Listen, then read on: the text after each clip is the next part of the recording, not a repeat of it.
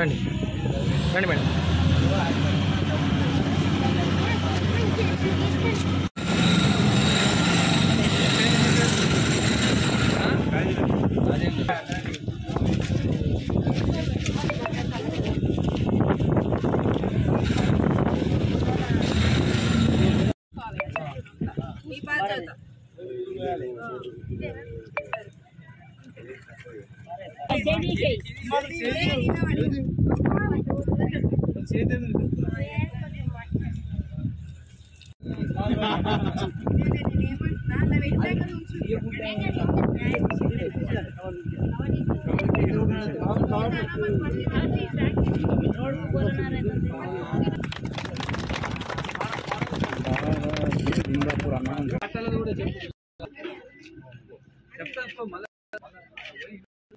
Double bedroom ఎవ్వరు మనిషి రాలేదు.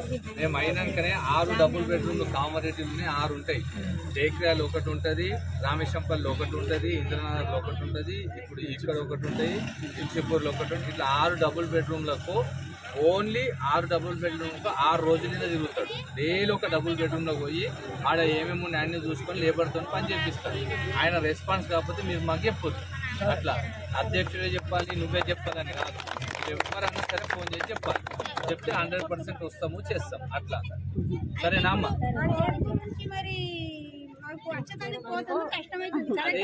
తల్లి వాళ్ళు వీళ్ళు వస్తుంది మా ఇల్లు అని 20,000, 20,000, 30,000 వీళ్ళు మీరు ఉంచుకోరు అని వాంటెడ్లీ అట్లా చేస్తున్నారు, పెడుతురంట.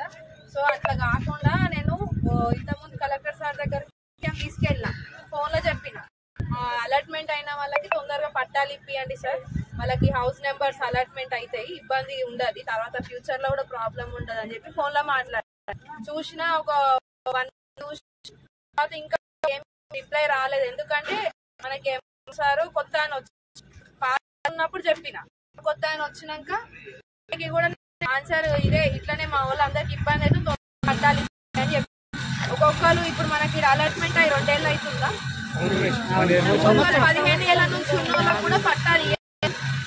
ఏం చెప్పిన